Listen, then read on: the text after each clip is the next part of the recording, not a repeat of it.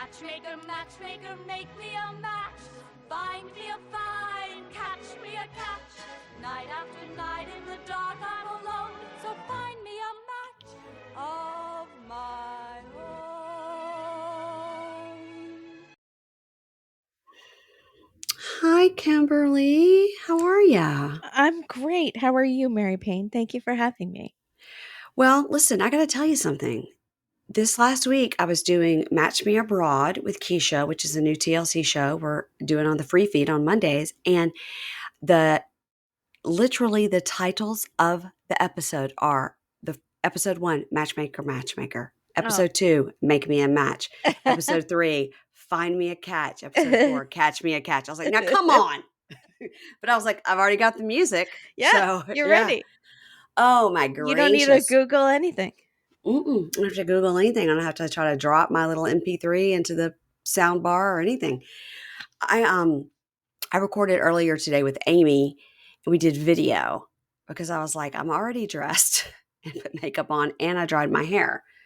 So we did a video. So we'll see how that goes because it'll take forever to put it on Patreon because Patreon sucks. Mm-hmm. So I think I'll be easily able to just drop it over to Supercast. But Patreon, I'll have to wait till ENCORE gets done trapezing, which I don't know what time that will be. Oh, she's a trapezer. Yeah, she does partner trapezing where she and her partner like hold each other and do tricks. Like it's like an extreme trust fall. Yeah. Ingrid like hangs by her knees upside down on a trapeze and then drops this girl down below and holds her with her arms. So the girl's dangling below her. And then the girl like flips up. It's Incredible. Crazy. I would love to see each couple on 90 Day be forced to do a trust fall with their partner and see who would back out last minute. And that's how you got to walk away from that marriage because you won't do a trust fall with them. Do you think Nicole is trusting Mahmoud to catch her? No. I know we're talking about a different show today. Talking about a different show. But I still have 90 Day on the brain. Somebody put in one of our Facebook groups that I they got mentioned into a fight with somebody. In my Facebook group? Uh-huh. Come on, Kimberly. First time in my life. Somebody said that they mentioned Love After Lockup on Dateline. Is that what you got in a fight about? I mentioned it probably on Dateline, but I don't recall Dateline mentioning it, but somebody posted it like on Friday. They said this is the first time ever that Dateline has mentioned Love After Lockup. And I was like, I'm what? Surprised. When did they post that?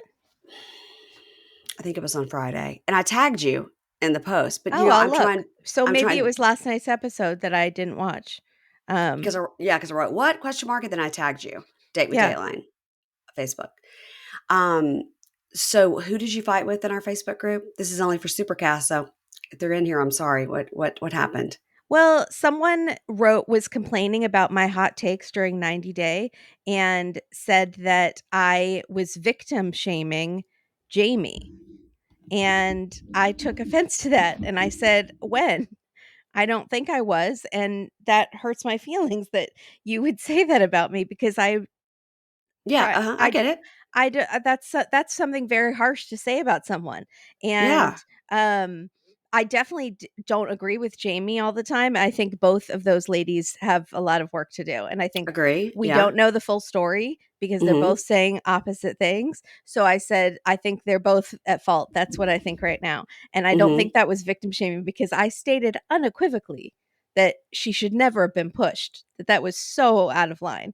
And I said that several times. Oh, so they were referring to when Jamie got pushed, that you victim shamed Jamie for getting pushed? No, I think they were saying it because I said I didn't think that she had no job options and that she was not at fault. She was at fault in the situation for spending too much money on the apartment.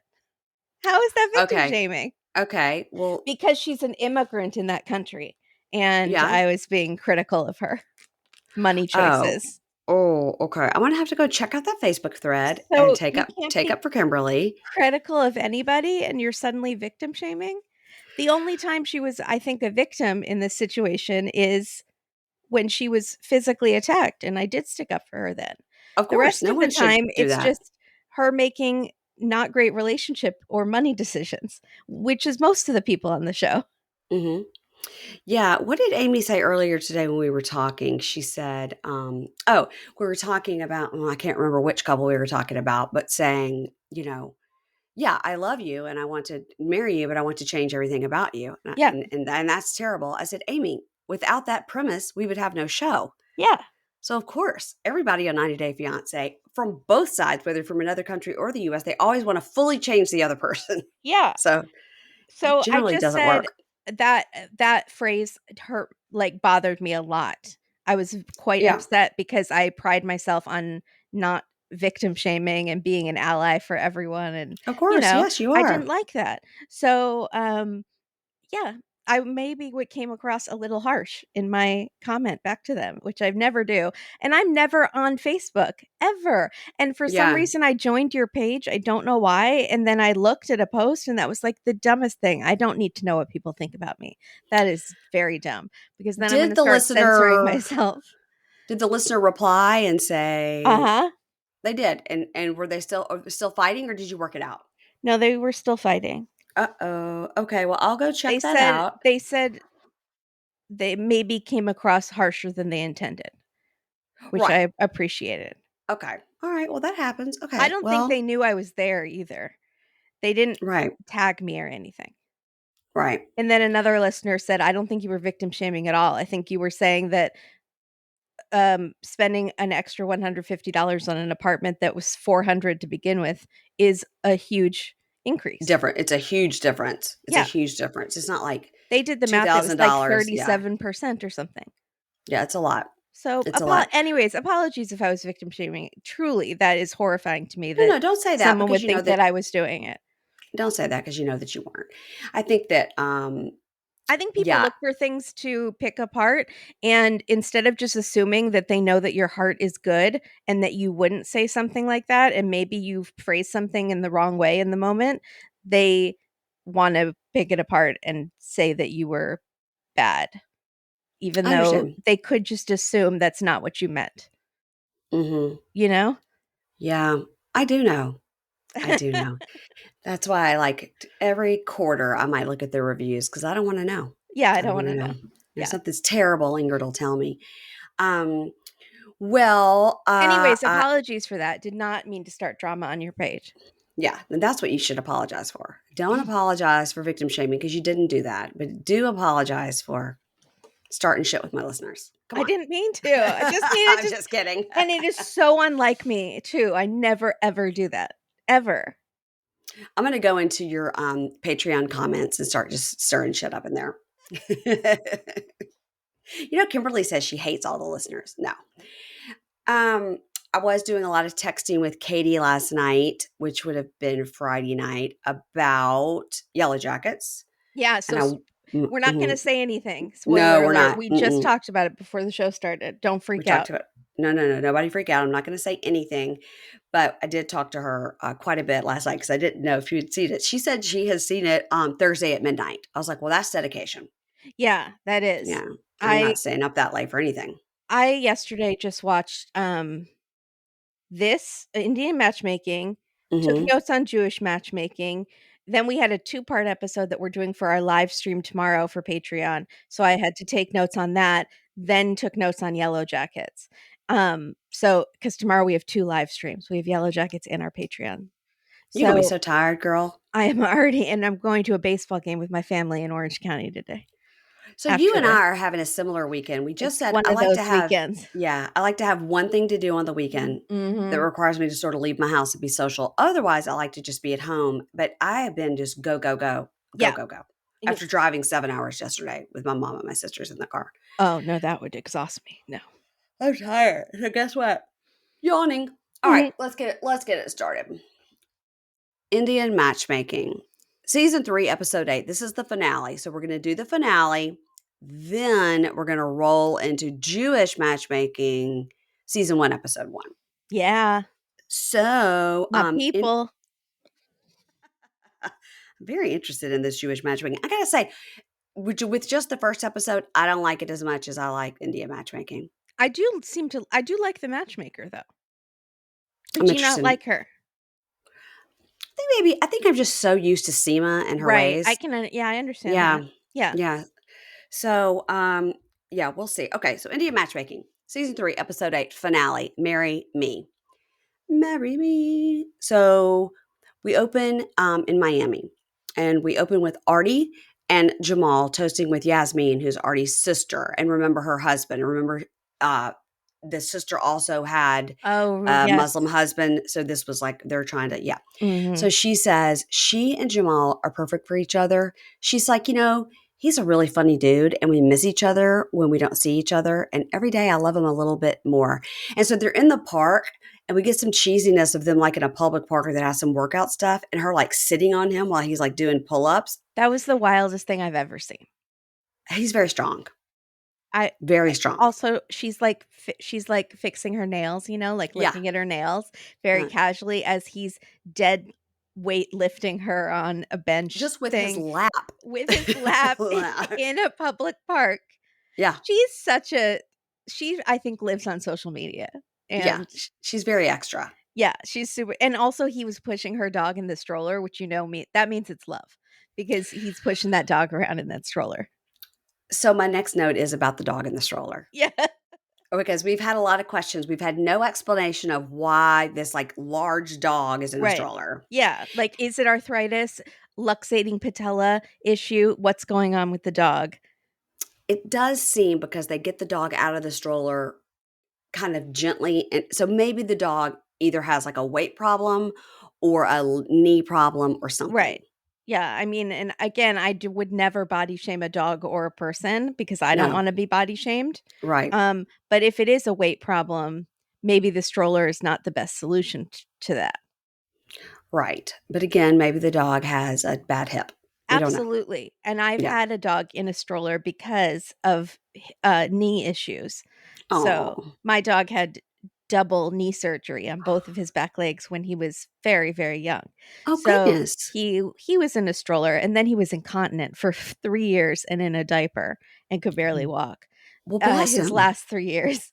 It was exhausting, but he was my baby. So that's what and you do. loved him. And that's what you did. Do. You took care of him. Yeah. Yes. So he was in a stroller. No one ever laughed at me. I think they just assumed I was very she or something. Like, Was the dog little bitty? Yeah, and white and fluffy. Yeah. So just now at this ginger reveal I went to for my niece, the mother-in-law, my niece's mother-in-law, has a little Maltipoo. Uh-huh. And I was just like, well, I'm just going to have to hold the dog for the whole party because there's no babies here for me to hold yet. Yeah. So I just walked around holding that little dog, feeling like Paris Hilton. Yeah. And I was like, why didn't I get a dog like this? This is great. Great. So, all right. So dog in the stroller. So Jamal then goes with Artie's sister, Yasmin, to look for a ring for Artie. And we're like, whoa. So can I just stop and mention, this is a couple that s3e8 did not set up. We are spending a lot of time on this this relationship for one that s3e8 did not set up. Do they just think Artie is TV gold? Yeah, I think they'd already committed to filming with Artie. Same as what's her name, whose name I can't remember, with this marrying the doctor. Yeah, that's true. Also not a setup. Yeah. Mm-hmm. So, but all of these people, they all credit s3e8. They say, without her, I would have never broken out of my shell or whatever. And really, honestly, Priya in London for sure would have gone the way of these other people if s3e8 didn't push her. Like, we are filming a show. Yeah. You will make it work. Uh-huh. Yeah. He has a top knot. Mm-hmm. So, all right. So Jamal goes with Yasmin to look for a ring for Artie. And he says, he wants to design a ring for her because her dad was a jeweler and wanted to do it and wasn't able to. So he wants to do it. He says, I want a 2.5 to 3 carat. And the jeweler says, well, what you need to do is a 2.8 or a 2.9, because once you hit a whole number, the price goes way up. So if you do exactly 2.5 or exactly 3 carat, the price goes up. Does her boss know that she's telling people that? Because wouldn't they want to sell a higher priced diamond? Well, I mean, who cares if it's 2.9? Because you can still say, I have a 3 carat diamond. Who's going to take it off your finger and like take it to a jeweler to weigh it? I mean, Artie is going to take it to a jeweler and get it appraised just so she knows how much he spent on me so she can tell all her friends. And then she's going to find out it's 2.99999 and not mhm. 3. And then she's going to be very disappointed. But I think he would have dropped whatever it cost to do a 3. So the salesperson really is losing money on that. What if he did 3.1 now that we're above the 3? Are we Oh, in a different price range now, are right? you paying for the closer to, I don't know. Yeah. I don't Yeah, know how that works. I don't either. It was All I interesting know is though. we are spending so much time learning about the diamond industry when we could be learning what's happening with Bobby. Where's Bobby? Who knows? I mean, I guess we're going to see Bobby next season. I don't know. This I is don't know. valuable screen time. I know. We're really talking about this couple who weren't even matched on the show. What about the guy who is Sikh, the doctor? We hadn't even seen him this whole season. What happened to him? Where's Aparna? Where's Wrinkle? Where's Wrinkle? Yes. Where's So Viral and Viral? where is Viral and Viral? Oh my God! All right, you don't start saying all the names because then I'm going to really confuse myself. So anyway, he says he wants this infinity style band, which means the diamonds go all the way around.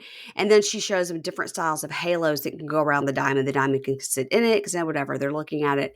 Again, a lot of time on this. And so now he leads her to a pier with her eye closed. And she has on like a full ball gown, high heels, the whole thing. And they're in Miami. I'm thinking, God, I bet she's hot. But he leads her down to a pier with her eyes closed. And you would never catch me, number one, walking in high heels because I can't do it. But number two, with my eyes closed? Yeah, no. No, ma'am, no, sir. That is a disaster waiting to happen. I think she lives in heels, though. I think she goes to the gym in heels. She So, for sure could jog in heels. yeah. Yeah.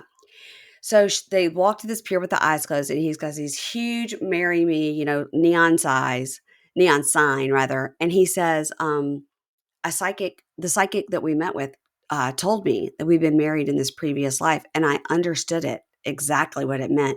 And then he gets down on the knee and proposes with the gorgeous ring.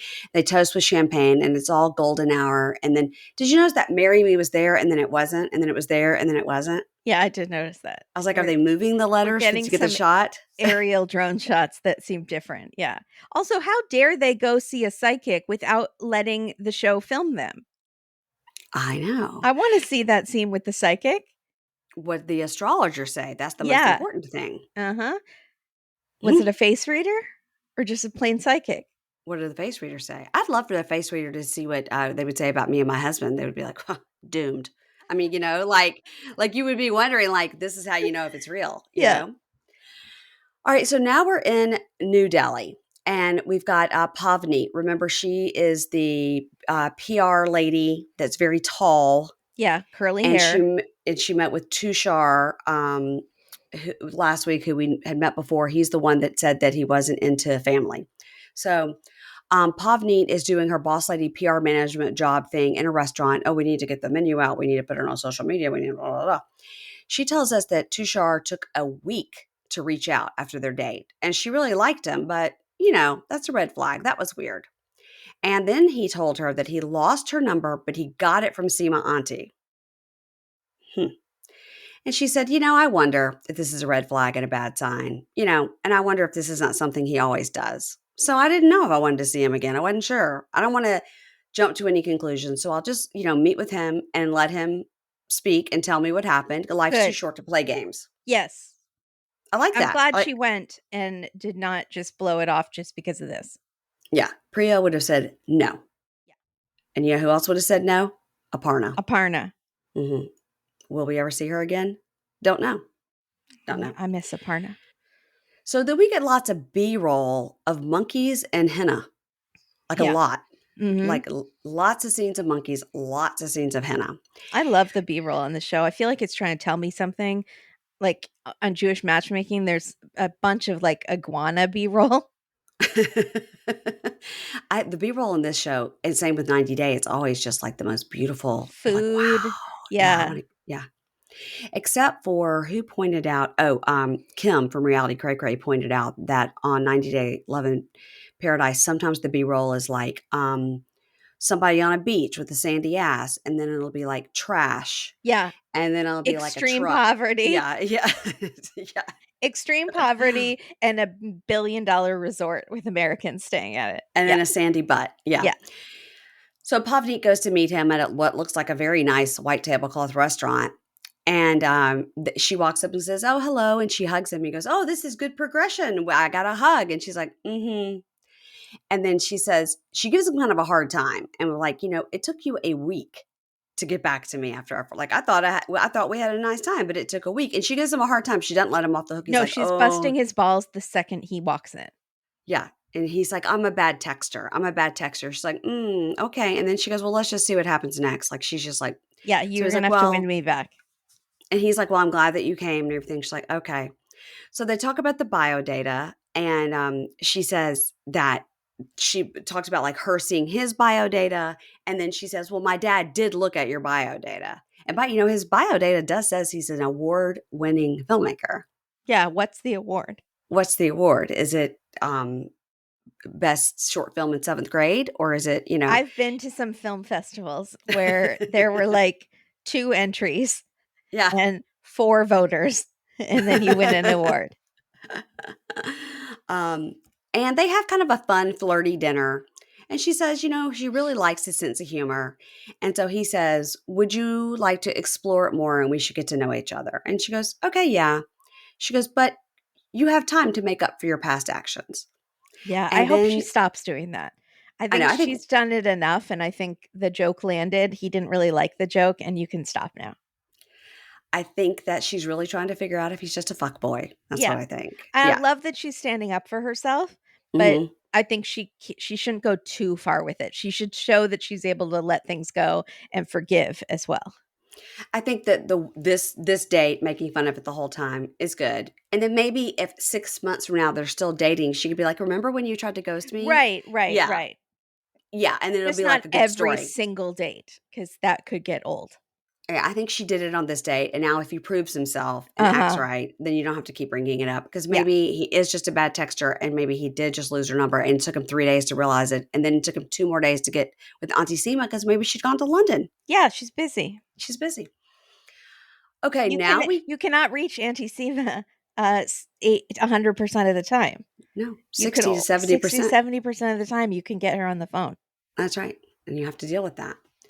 All right, so now we go to Nashik. Now we're in Nashik. Now, if you remember about Nashik, is we had the chicken guy lived in Nashik. And chicken guy had the flashy car and was very, very good looking. Right. He worked for his family business, so he couldn't move, but no one wanted, even though he was such a catch, no one wanted to move there to date him. And then when he would talk to Auntie Seema, she'd go, "I think we're done talking about chickens." But he was so hot. But he couldn't find a girl. But then we found out he had to do the puja to rid himself, because he had a past where he had been engaged with a girl and broke it off. Yep. Because the family didn't want her to move to Nashik. So she's going to get ice cream. She, meaning Auntie Seema Auntie, is going to get ice cream with her husband, Anoop. She says they were married in Mumbai 38 years, but 2 years after they got married, they moved to Nashik. And the style of living was totally different for her, which was great. She said in Nashik was where she had her golden years, because when she lived in Mumbai when they were first married, she lived with her in-laws, which is generally what you do. You move in with the boy's family, right? She lived with her in-laws. It was a big adjustment for her because there was no place for her to work, really no place to sleep. It was very small. And once the two of them moved to Nashik to start off on their own after 2 years of marriage, she had the freedom to work on her career. And they had Ritu, their first daughter, there. And they had an uncle and auntie there that were so special to them. And so I guess that she cries about the auntie that's passed away. So I don't know if they're in Nashik for a funeral or what they're there for. But this seems very disjointed in the storyline of us trying to finish up with these couples, to put her storyline in there, which is great. But it just seems like maybe they ran out of footage, you know? I was really more concerned with the fact that after all of those ice cream options, and Auntie Seema got chocolate and vanilla. I mean, maybe classic for a reason, maybe basic. Yeah. You had so many other options. I mean, Yeah. who am I to judge Auntie Seema, though? Because I worship the Yeah. woman. I do But too. Yeah. Yeah. So, also, all that ice cream is a slap in the face to Priya. You know, Priya hates ice cream. She makes it Priya would get part of her furious about that ice personality. cream. Yeah. She's like, it's in my Hinge profile. Okay. Ice cream's I hate overrated. ice cream. My Instagram account is I hate ice cream .priya Dot. .man bun. So I know her husband remembers how she would be so upset in those young days when a match would not work. And then she says, and she's really tearing up. She's like, you were always there for me. You've been my pillar of strength all this time in my business. I think that's nice. I think what we're getting is a wrap up of her relationship since she's the one who sets up other people. And I Mm-hmm. think it's good to know that she almost quit several times and he's the one who stopped her. So all Yeah. these new people really have him to thank. Yeah. And also they were match made. Yeah. So they didn't, they probably knew each other a week or whatever. Mm-hmm. So Seema says, relationships are not easy to maintain. If you find a good person, you stick to that person.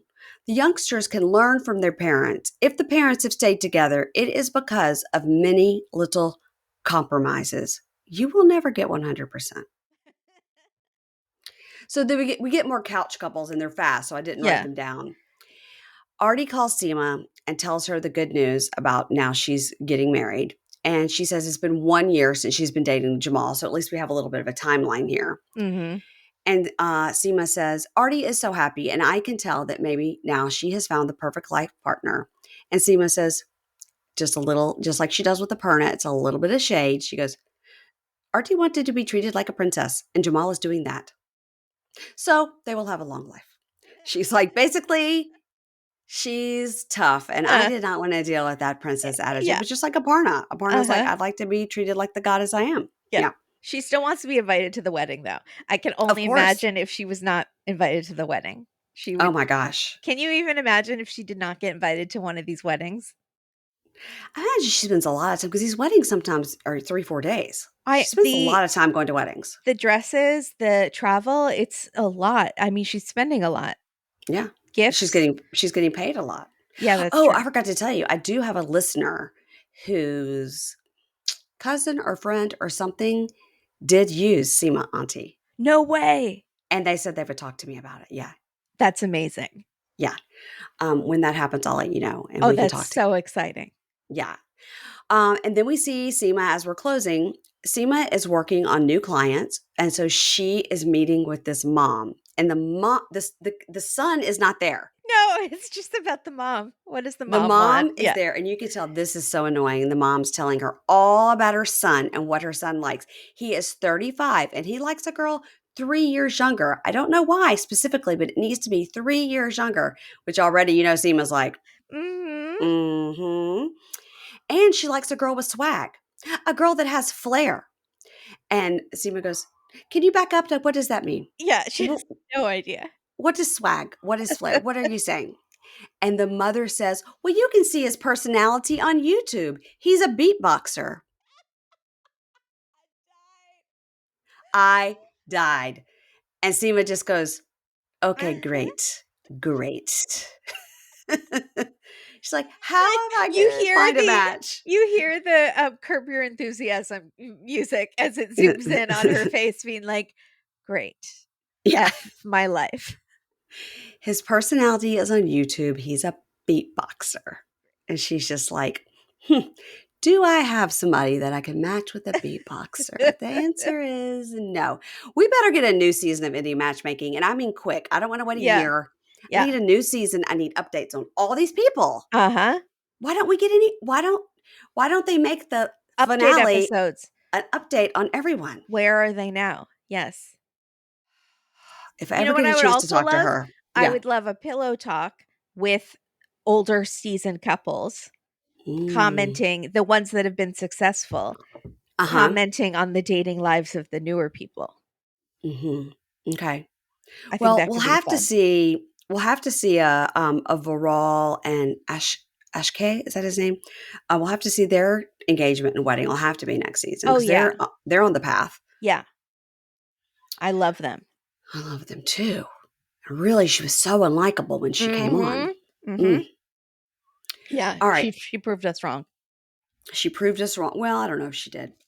So, all right. So let's now talk about Jewish Matchmaking, Season 1, Episode 1. Kimberly, tell us what you got. Let me wipe my nose. Sorry, my allergies are so bad. Do you see I me just know. like... You've got allergies and Amy's got a cough and Sorry. I've got on makeup. The world is not right. So, Jewish Matchmaking, Episode 1 is called Date 'em Till You Hate 'em. And I think it's with a apostrophe EM, like Oh, yeah. super casual. And we meet our matchmaker, Eliza Ben Shalom. She calls herself a matchmaker and dating coach, which I think I like that. And Seema could call herself that too. Yeah, she could. So Eliza explains that in Judaism, soulmates doesn't mean just one. You have options. And when you get married under the chuppah, which is like this canopy that you get married under, that's you deciding that this person is your soulmate. And then you become soulmates in that moment when you get married. I thought that was so interesting. What does it mean when you step on the glass? It has meant a lot of things over the years. It meant like it's symbolism of the temple being destroyed. So you're supposed to like remember Jews that have suffered. Sometimes they say like how hard it is to get this glass back together is how you guys shall never be torn apart. A lot of rabbis will make the joke, that's the last time the husband will ever put his foot down in this marriage. It means like it's meant a lot of things over the years. Kind of the rabbi you can pick with the rabbi what you want him to say of what it means. So she's helped over 200 couples get married. And that's how many has Seema done? Probably more than that. Seema's older. I don't know. I don't know if Seema's ever told us. Maybe like Season 1, Episode 1, she told us. Yeah. But she's got a high rate of return. Yeah. So we go to Miami. Danny, a.k.a. Danny Eyebrows. Brows with a Z.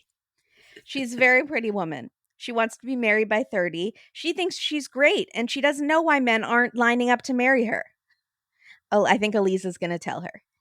So she's from LA. She moved to the farm country. She rode a white horse into her bat mitzvah because she's super extra. I had nothing like that at my bat mitzvah, so I can confirm that's super extra. What did you have? Nothing that fancy. It was at a country club. It was just a party with like a DJ. Yeah. Okay. So it's like a Sweet 16 kind of, you know? Yeah. So she's a lot. She says people either love her or hate her. So she could be our new Aparna. Aparna. Yeah. Her family is from South Africa, which I thought was very interesting. There are Jews everywhere, but you just don't think of Jews in South Africa. No. So she's the kind of Jew that celebrates the high holidays and Shabbat with her family, and her family keeps kosher, but she doesn't because she's tried an In-N-Out burger, a cheeseburger, and it changed her entire life, and she will never go back. Yeah. So that's okay. She's like less observant than her family and friends. And Eliza, the matchmaker, points out that there are 15 million Jews in the world, and there are 15 million ways on how to be Jewish. And she really she doesn't judge. She's like you, and that's one thing I do like about Judaism as well. Is it's not that there's a little bit of judgmentalness inside Judaism from like branch to branch, but it's not that bad, and you kind of can like do your own thing. So Danny wants to be treated like a queen, but really her number one priority is they must have good eyebrows. Now she points to these babies on her face, these gorgeous babies, and basically stares at Eliza until Eliza is forced to say, oh yeah, they're magnificent. Yeah, absolutely. You do have beautiful eyebrows, girl. She had to confirm, and then Danny's like, thank you. Like she hadn't just been staring at her waiting for her to say something. Like she did something to accomplish them. They're just on her face. Yeah. You know, she worked hard for them. She goes to the gym all the time. So she has an Instagram account called Icon Brows with a Z, and it's just photos of her eyebrows. In different places around the world, really. Yeah. World traveling eyebrows. It's like a flat Stanley for eyebrows. Yeah. So she wants a guy whose eyebrows are almost as good as hers so that people, when they're walking down the street, will stop and point and say, look at the brows on that couple. I don't think that would ever happen. I don't think it would ever happen unless the guy has like a terrible unibrow or something. And you're like, Right. Look at the whoa, brows somebody, on that couple. Yeah. yeah, more like that. Yeah. I don't think Cara Delevingne and Brooke Shields could be walking down the street and people would be like, look at those eyebrows. Now that you put it that way, because those are some strong brows on Right. those two. Yeah. So, but I just don't think people look at the only men's eyebrows I can think of that are egregious. I think of Martin Scorsese, his egregious eyebrows, and then I think of like Eugene Levy has real big eyebrows. Yeah, that's true. So unless they looked like that on a man, I wouldn't notice them. No. And I think you only notice them on other people if they're super important to you. And mine are not. I don't care or do anything to mine. So I would never notice. But this girl would notice. I get mine dyed. So maybe I have to. Yeah. Do you have to? Maybe I should get mine. I mean, mine are like translucent. Yes. If you get them dyed, I get my eyebrows dyed and my eyelashes dyed. It's a game changer. It's a life we changer. need to talk about this after because I'm very interested. Okay. So she, Eliza tells her about a guy she's thinking of for her in Miami who started the Miami Sephardic Club. And then we kind of get some history on Ashkenazi Jews and Sephardic Jews. Do you want me to go into that? Please. Yes. Okay. Ashkenazi Jews come from Eastern Europe and Sephardic Jews come from Spain and North Africa and the Middle East. Like think desert. Mm-hmm. That's a Sephardic. Like Jesus? Yeah. So darker skinned usually means Sephardic. Not always, but that's sort of the stereotype of it. And Ashkenazi would be lighter skinned. You can obviously guess which one I am. But it's not always the case. And I don't love those stereotypes because people who are not Jews hear them and think that's fact. And I was super bullied by this girl in high school who kept saying I was adopted because I had super blonde hair and blue eyes. And she's like, you can't be Jewish. You must be adopted. And I was like, I don't think I am. And she kept telling me that like every day because she didn't think that blondes could have blonde hair or Jews could have blonde hair and blue eyes. Huh. So, well, she was dumb. She was dumb. So, because there are some of us out there. My hair has gotten a lot darker. Yes, after I turned like 30, they got darker. But I used to be like white blonde. So, and this goes through your father's line. If you're Jewish, it goes through your mother's line. But the Sephardic Ashkenazi is your father's line. Oh, wait, say that again. So Judaism goes through your mother's line. So if your mother was Jewish, then you are considered Jewish. And if your dad was Ashkenazi, then you're considered Ashkenazi. Or if your dad was Sephardic, you're considered Sephardic. But if your mother is Jewish and your father is not, then how do you know which one you are? You're a Jew because your mom is Jewish and you are, you'd probably go with what your mother was, I guess. Okay. Yeah. I'm just trying to figure it out. Okay. Yeah. So David is the guy that Eliza wants to set her up with. He's a CPA in Miami. He's 31. He's 6'1". And Danny thinks his picture looks so cute. And Eliza says, "Oh, you're so easy." And I thought, just wait. I have a feeling she's not. He is cute. He is cute. But I don't know if Danny's going to be this easy the whole time. No. So they go to dinner and she thinks that his eyes are gorgeous. They pierce her soul. Yeah, that's a little much, but yeah. And his eyebrows are good. They're good enough for her. And we learned that she does social media marketing for restaurants. And I was wondering if she just posts pictures of the restaurant's eyebrows. Well, I think that she does social media marketing for restaurants. Does that mean she goes to dinner and takes pictures of her food? Is that what it is? Yeah. Or does she get paid as a content creator? Look at my eyebrows at Chili's. They also have good apps here. Happy hour margarita is my eyebrows. Yeah, I don't know what that means, but yeah, we'll take her word for it. Yeah. David goes to temple every morning. And he says, it's like meditation for me. You should try it. And that she didn't like. I think she doesn't want to be told to be more Jewish. And also, it's the you should try it that is annoying. Is going to temple every morning a normal occurrence? I mean, that would be just like if I said I just stopped by my church every morning on the way to work. I mean, No, that's pretty unusual. it is. It's very unusual. I mean, especially because I don't think he's Orthodox, but Yeah. he likes to just stop by. There's not services like every morning. So I Right. think he's just stopping by to pray.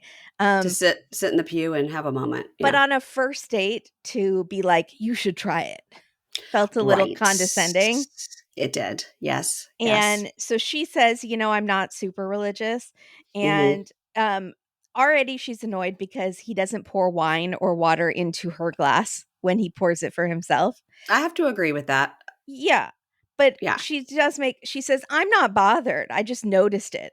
But then you can tell that she's clearly bothered by it because she grew up big on table manners. And yes, I agree with that, though. She says, I guess I could teach him. Yeah. Yes.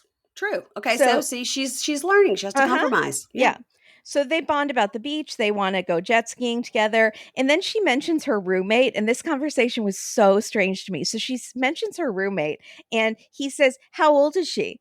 And she says, oh, she's my age. And he says, is she as pretty as you are? And she says, oh, that's sweet.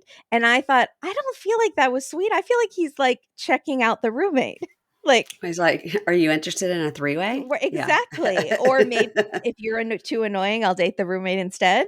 Or both Does of you. she want to go every morning to stop by the synagogue? Yeah. Yeah.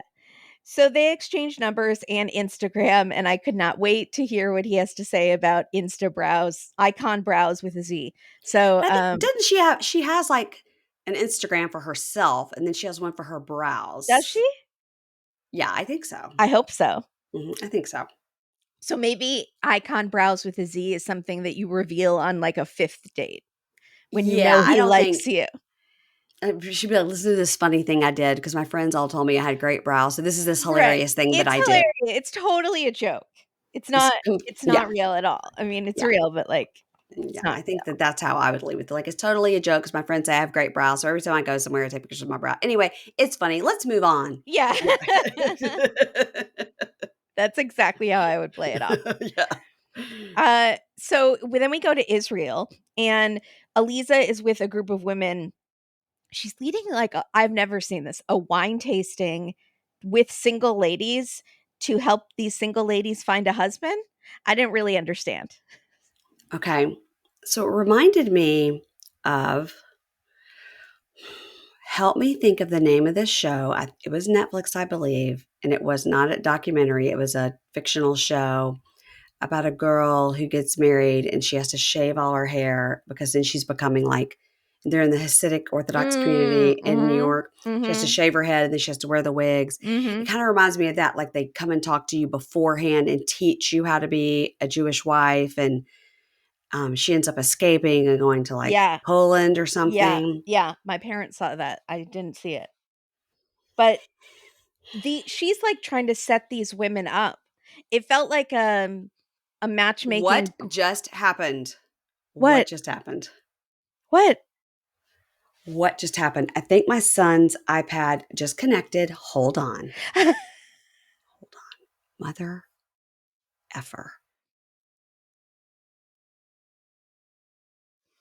Can you hear me or no? Yeah, I can hear you. You can hear me. I can't hear you. Oh. Let me reconnect my headphones. You guys, I think my son went into his room and connected his Bluetooth to me. Okay. Can you hear me now? Yeah, I can hear you. Can you hear me? Okay, all right. Yeah, that was just a little blip, guys. I'm sorry about that. I believe that could you hear that? Sounded like a baseball game or something? No. Or football? I think my son walked in his room and his AirPods connected to this computer and he was watching like a basketball game or something. Yeah. That and could have been really awkward. I'm glad he was just watching a basketball game. Same girl, same. But because my Bluetooth is off, obviously, on my phone and stuff, just so these are the only things connecting. I've been getting a bad headache from like cans on my ears, so I've been trying to do these Bluetooth things. Okay. Let's go back to Israel and her leading this class. I can't think of the name of that show. I know what It was you're talking about, great. though. It was called like Orthodox. It was called something. Yeah. It was really good. It was like a 6-part whatever. But I've learned a lot from that about that community because this lady, Eliza, is wearing a wig. She's wearing a headscarf covering all of her hair in the Israel scene. Yeah. But otherwise, when she's out and about, she's wearing a wig. Yeah, it looks so good. I couldn't tell. But I'm so interested in this faction of Judaism where you have to cover your head all the time. So you wear a wig. If you're married, yeah, you can't show wear your a wig hair. that just looks like your hair. Yeah, exactly. That's just Orthodox. But it just makes no sense. Why are you wearing a wig that looks exactly like your hair? Because you can't show your hair. I don't get it either. It's so you can't if you're married, to show that you're married and to show respect to God, you cover your hair or don't show your hair. And so, yeah, that you're just wearing another piece of hair that's not your real hair. And I learned this on Oprah. It's a nice option instead of a headscarf, I guess. Well, I guess it is. But to me, I never understand, why are you wearing, it's like Kim Zolciak Bierman. Why are you wearing a wig that looks exactly like your hair? Yeah. Like I don't understand, just wear your hair. But, right. But I think that on that show, this name of people are screaming at their computer or their phones right now. They explain that you can't show the top of your head to God. Yes. So that's why the men wear the hats or the yarmulke or whatever. So the women have to cover the top of their head with a wig that looks exactly like their hair. So Eliza is wearing a wig that looks exactly like her hair. But in this scene, she has her head actually covered. Yeah. And all these women are wearing wigs. So it's to me, it's like the show. I don't think all those women are wearing wigs because they're not married. They're not married yet. I don't think they have to. And this felt to me like instead of a one-on-one session, it was like a seminar she's leading in her house where the women can come and get a taste of her matchmaking skills and learn how to be a good wife and do a blessing. She does like kind of like a blessing with the wine that will help them find a husband. Okay. I think that's what's happening. Yeah, I think so too. But it reminds me of that show when the women with the different expertise would come in. The woman would come in to talk to them about like what sex is going to be like. Yeah. And the woman would come in about like what's going to happen when we shave your head. So they all, and then the men and the women are very separated for the wedding, which seems counterintuitive. Yeah, that is like very, very, very Orthodox. That is not mainstream Judaism at all. Yeah. Like most religions, there are extremes. Yeah. But do you know people that are Orthodox and they cover their head with a wig? No. I mean, not like in my day-to-day life. I mean, I see people out in LA. This was not part of your experience. No. Maybe in college where I went to like Hillel, which is like this Jewish group. There were maybe some Orthodox people there. Yeah. Mm-hmm. But I always just find that completely fascinating. I've only gone to Reform or conservative temples and not Orthodox temples. Okay. All right. We could get off the hair, but all right, go ahead. Back to Israel. Sorry. Oh no, I did go to an Orthodox temple once in New York for like a Jewish field trip. So matchmaking goes back to the Torah in Judaism. Eliza says she's Orthodox, but she's matched atheists. She doesn't care as long as you're willing to learn the rules of being in a good relationship and to find a good marriage. She's fine with it. And you might hear the word bashert, which is like Hebrew for soulmate. So that's what. So people will say like a lot, like I found my bashert. So then we meet Harmony, but it's spelled kind of like Hermione. So it's going to be hard for me.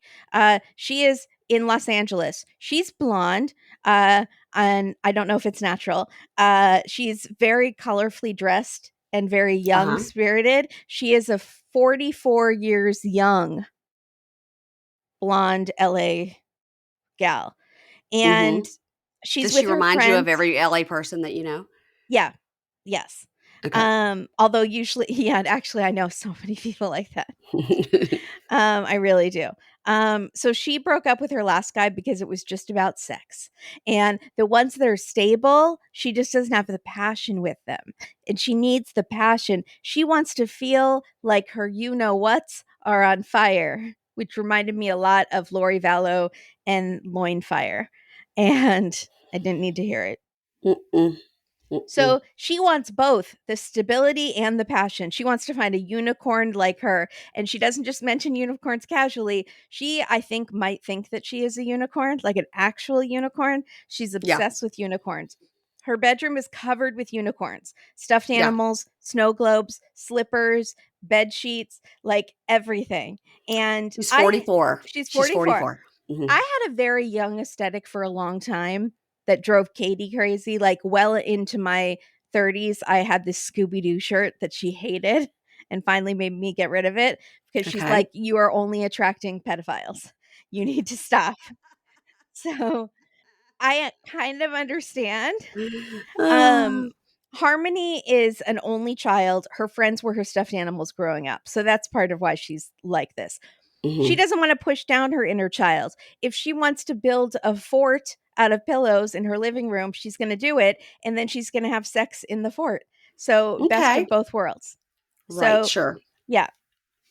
She grew up with an Orthodox Jewish dad who hated it and wanted to rebel against it. So he raised her not religious at all. He didn't want to force her into it.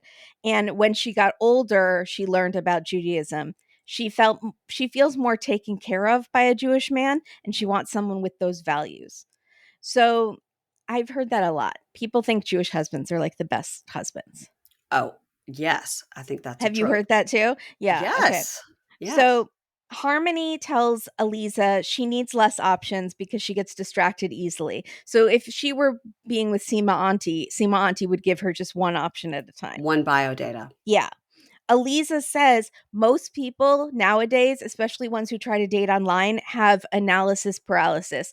Too many options, and she's used to dealing with that, and she can help walk them through that. So I thought that was interesting. The trope of Eliza is it's the like, cha-ching, she puts her hands up and it says analysis paralysis. Like she's these like are her buzzwords. She's like a seminar standing in front of like a green screen and she points these to are her buzzwords. Yes.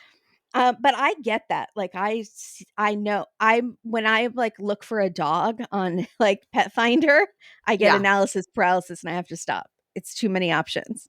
I agree. And I think that another thing, like when we were building this house however many years ago, or even like options for everything. It's too many options. And then also like with I'm putting wallpaper on this back wall here.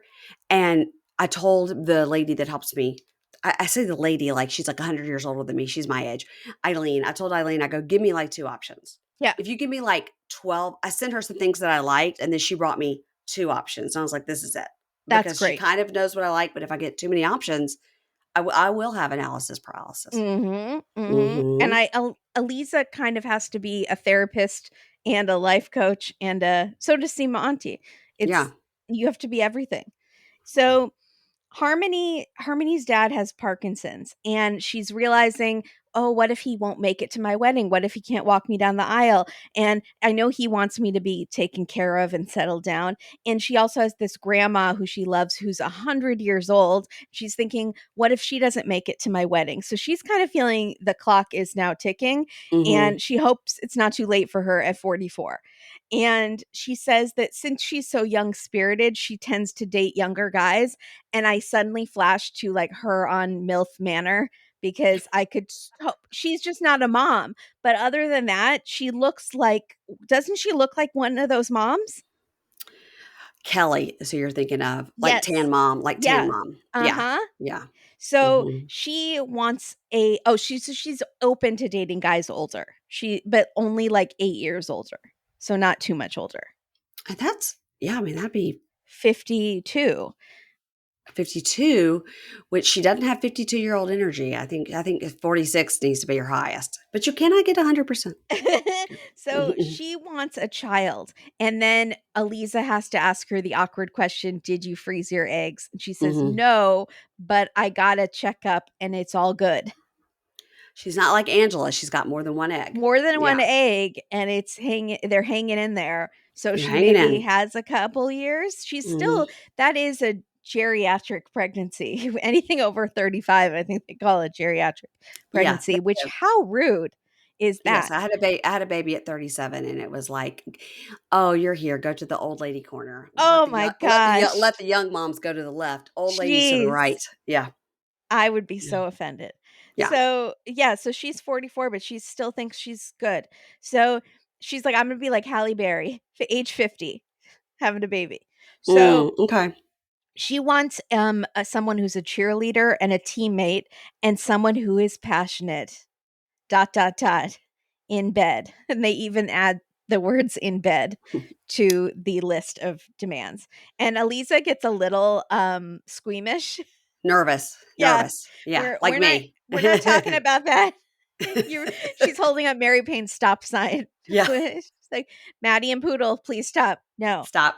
Mm-mm. So she wants someone who's spontaneous and would travel with her last minute to Bali. And Eliza says, okay, so that sounds great, but you told me you want a baby. And she Mhm. says, yeah, I want to take the baby with me. And Eliza Mm. says, okay, again, that sounds great, but I have 5 kids. So let me tell you how that will go. Right. For sure. Maybe you don't need to be traveling right now. And so Eliza thinks she needs someone who's grounded at home and loyal, hardworking, someone that can ground her a little bit, but Mhm. who's still a unicorn like she is. So Mhm. she doesn't want to dampen her unicornness. Mhm. She just wants to find someone to get her to settle down a little. Yeah. Yeah, good luck. Yeah, Mhm. this is going to be very interesting. I could see her with like a 52-year-old divorcee who like wants someone young to bring some like life into his boring, working days. Yeah, I could see it, but also has enough money that can have a nanny to watch the baby if they have to go to Bali for a week, you know? Exactly. What Yeah. was her job? I can't remember what her job was. Honestly, I have no idea. And then she meets with her friends who all look like they wanna be unicorns too. Yeah, Yeah. but they're Mhm. all well into their 40s, which is Mhm. fine. It's fine. It's Do fine. what you Just need to take care do. of your skin with the sun and then go for it. Yeah. Yeah. So they all have like Claire's accessories. Which again is fine. I had a very young aesthetic for a long time and now I just have no aesthetic cuz now I've given up. You mean So, like their earrings are like popsicles? yes. Yeah, it's like that. Okay, I gotcha. Okay. Yeah. What did it sound like I meant? Like tacky or cheap. Well, no, just the style.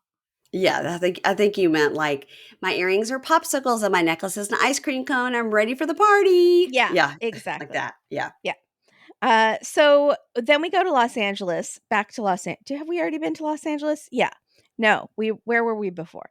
Miami, Yeah, Israel, and Harmony is in Los Angeles as Harmony's well. in LA. Yeah. So we meet Ori, and he wants to date someone that is attractive to him. That's his biggest thing. And Ori is something. Ori makes these jokes constantly that he thinks are really funny, where he says, I mean, she doesn't have to be a supermodel, but if she was a supermodel, like no complaints. And then later he says, I mean, if she had money, that's great. I'm just kidding. She doesn't have to have money, but that would be amazing. Like he thinks he's very funny and he's not funny. He's very much like, I mean, I do live with my parents, but I mean, it's fine. I mean, you're like, "What?" So Yeah, he kind of it kind of seems like at the beginning he's super wealthy, but then you come to find out it's all his parents' stuff. exactly. Yeah. So he knows he's too picky, but it's very important to him that they have chemistry. So he won't go on a second date if there's no chemistry. We What would know what Seema Seema Auntie say Auntie about? would say about Woo! that. Yeah. Woo! How Yeah. do you know? How do you know after one date if you have chemistry? So he's close to his mom. I might say too close to his mom. He works for her wedding planning business and lives Mhm. with his parents. Mhm. And she's just Stepdad though, right? Stepdad? stepdad. Yeah. Okay. And the mom is just obsessed with finding him someone. She asks everyone they meet at every wedding. She asks the rabbi, can you find someone for my son? And he uses J Swipe, which is an app, I guess, which is like Jewish Tinder. No idea. I had no Like idea. J-Date? J-Date I've heard of. I've used J-Date once many, many years ago. He says the algorithms don't like him. And you think he's making that up. And then he shows us, look, it says no one in this area. So I don't know what his settings are. I feel like maybe he has like 31 to 32 years old, like very specific. Yeah. Must be in the modeling industry or not, but would be preferable. There's no way it's not finding anyone in LA for him to date. So he needs to reevaluate his specifications. Mm-hmm. So they talk, he's with his family and they talk about how chemistry is so important for him. And the mom says it's all about the smell. And he's like, I'm just going to go around sniffing everyone. And it was gross. And then sense of humor is so important to him because he thinks he's very funny. He does. He's wrong. He is wrong. I feel like maybe Eliza might need to tell him that. I think she's going to have some words for him, I think. Mm-hmm. I think. Yeah. He would like to be married within the year. He's ready. Okay. How does he feel about Harmony? Exactly. I was dying, like thinking about what his mom's expression would be if he brought Harmony home, who's 44. Yeah. No. So, not a match. Eliza comes to meet him and his parents, and he says he wants someone that's spiritual, but he doesn't like the divisions in Judaism. He doesn't care like what branch you are or how religious you are. He doesn't keep kosher. He loves pork. But then he gets very specific, and he actually is super demanding. He wants someone who's Israeli and speaks Hebrew because he's Israeli American, and he won't move out of LA. He's not moving. His mom says, we want them to move in here. We have room. Bring her in. So they are rich. Yeah. So he wants someone who's family oriented. And Eliza says, what does that mean to you? Which I thought was a very good question. Very. And he says, well, let's just say there's no one like my mom. And the mom says they must love me. And so she's like, I got it. That's what family oriented means to you guys. Great. Dad never says a word. Never speaks. He's terrified. Yeah. So the mom wants someone who's Moroccan because she's Moroccan. And he says, yeah, that would be great. But I love blonde hair and blue eyes. And there aren't many Jews out there with blonde hair and blue eyes. And I was like, hello. Again, my name is Kimberly. I'm right here, but I have no interest in you, sir. But we have Harmony over here, who's 44. She's blonde. She has brown eyes, but still. So Eliza says, well, what about colored contacts and dyed hair? Perfect. We could solve that problem. So he's like, yeah, I'm open to anything. Like, he loves Israeli women, but he also loves blonde hair, blue-eyed women, but he also loves Moroccan women. But like, he just loves women and like is super just horny for a beautiful woman. Would Danny work for him with the eyebrows? Yeah. She'll have to come to him though, because he's not moving. No, he's absolutely not moving. And I don't think Danny would move in with the parents. No. I don't think those two women would do well together. No. Way too strong. So Eliza's rules are, when in doubt, go out, which is good. That's number one. And then the second one is date him till you hate him. And that just means if it's not a definite no, then it's a yes for now. So it's basically Sima Auntie too. Just you have to try. And she says, basically, you have to put the effort in. You can't just sit back and wait for this to happen. You have to go out on dates. You won't know if it's a yes or a no until you go out with them. So it's always a yes. When in doubt, go out. So he shows up for this blind date at a restaurant, and he is terrified that he won't be attracted to her. He mentions this so much that it's the most important thing. He thinks he's hot. He really thinks he's hot. So hot. And she has to be attractive to him. He has to think she's so beautiful. And so then we see this woman come up in a sexy dress, and she does a hair flip to the camera and just like stares at the camera sensually and with bright red lipstick. And then that's how we end. Cliffhanger. And it's Yeah. like, is he going to find her attractive? This is the biggest deal ever. I mean, how would he not find her attractive? She's gorgeous, but Yeah. I feel like he finds flaws in people. And also, I would be worried about a guy that's constantly talking about how attractive it is. Because what Yeah. if he finds someone, he falls in love, he thinks she's attractive, but I mean, it's like shiny object over there. He might think Right. somebody else is really attractive. Somebody more attractive, like always looking for the more attractive person. What if she, God forbid, ages or her body changes? Ooh, it's going to be a no. Yeah. Going to be a no. He's that kind of guy that writes into the contract, the wedding marriage, you have to stay within this many pounds of your goal weight. Like, I feel that douchiness from him. I do too. And I hate to use that word. I really hate that word, but I think it applies here. I mean, maybe it's too soon to know and it's just the editing, but he is saying these things. Right, because we really did not like at all Viral when we first met her on Indian Matchmaking. We're like, she is trying to get 100%. She's a jerk and she's not going to like anybody. Yeah. But then she liked Ash K and I was surprised. Mm-hmm. Yeah. So we were wrong then. We will fully admit that we could be wrong about Ori. Right, but the editing could be making us think he's one way, but this girl or the second girl or the third girl he dates it's gonna be like spark for him and it's gonna be the one. Right. I would love that. I would love a woman to put him in his place a little bit. Yeah, but then mom will get mad. That joke wasn't that funny. Yeah, you're right. The mom will get mad. Yeah. Yeah, because how big that house is. Treated him like, are they going to have a separate wing? Or are they all, that's going to be a lot of togetherness. Yeah. She's treated him like he's the prince of the family, his whole life, you can tell. And that's what a lot of Jewish mothers do. And it becomes a problem when they want to get married. Yeah, I mean, there is the trope of the Jewish mother for a reason. Yes. Right? Yeah. I have one. Yeah. That's how she treats my brother and me. So I get it. Yeah. Yeah. I think it's good though. But my brother just got married and he found someone to make him more of an adult. Okay, good. Yeah. That's wonderful. And you said everyone's short, so that works out too. Exactly. It's a dream come true. This is what would s3e8 auntie say. You're not marrying the height. No. Unless you're pavnit, and then you are. I will. I want to see more of her. I really hope she goes out. I like this guy that she's going out with. Sorry, we're jumping shows, but I'm really rooting for them. I'm rooting for Eyebrows too, Danny, in this show. I'm rooting for Harmony. And Aliza, who I thought was going to be annoyed by Harmony, almost starts crying and is like, I love you, Harmony, already. I love you. I can't wait to find you a match. You're a beautiful unicorn.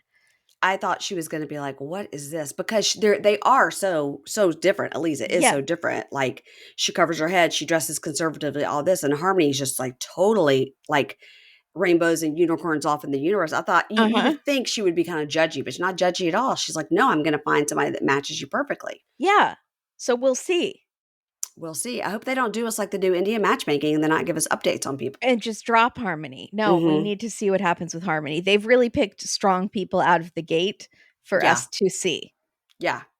Well, I've seen a lot of good buzz about the show, and I know that Kate Casey was going to be interviewing Aliza. Now, I reached out and asked to interview s3e8 auntie, and no reply. So, that honestly, like, I got a little flutter in my chest when you said that. That would be so amazing if you got to talk to her. I know, but I would bring you on to talk to her too. We would do it together. That would be amazing. I would just stare. I'll try again. Now that the buzz is around Jewish matchmaking. Maybe they'll let me have s3e8 auntie because to keep the buzz with both shows. Yeah. Maybe and we've never said anything bad about her. We are huge fans. No, we are huge fans. Yeah. Huge fans. Well, thank you, Kimberly, and I hope you enjoy the rest of your super busy day. And everybody, please make sure on Sunday night to watch A Date with K&K about episode 8 of Yellow Jackets. I'll be watching. I'll be in the chat trolling like I do. Yeah, with your crazy theories. With my crazy theories, but I may watch this episode again because wowza. This is a twofer. This is that's not the right word. This is definitely a double viewing episode. It was a lot. There was a lot to unpack. Again, we're not saying anything specific. We're not. We're just saying there's a lot to unpack in episode 8. Yeah. And all the actors had said at the premiere that wait for episode 8. Just wait for episode 8. And episode 9 is the last one? Yeah. what will we do? I know. But I think what we want to do is do a an episode that is like bringing on our podcast friends to talk. Like, okay. So if you have any interest in coming on, we would do like a live where like each podcaster would come on for like 20 minutes and we would chat about the show. Yeah, I could do it. Yeah. Nerve-wracking.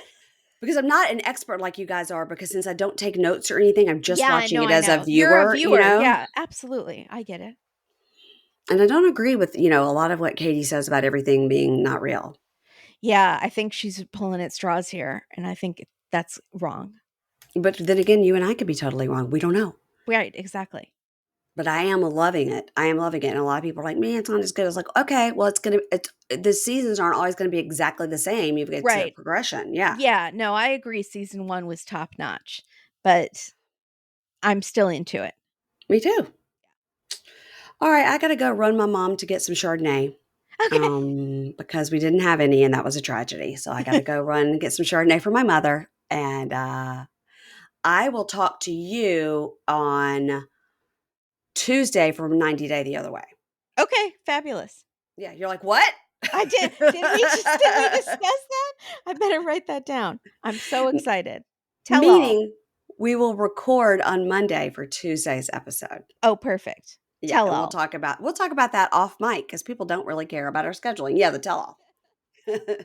All right, I'm going to play the music. Here we go. Matchmaker, matchmaker, make me. Is it going to play? Let's try again. I heard it.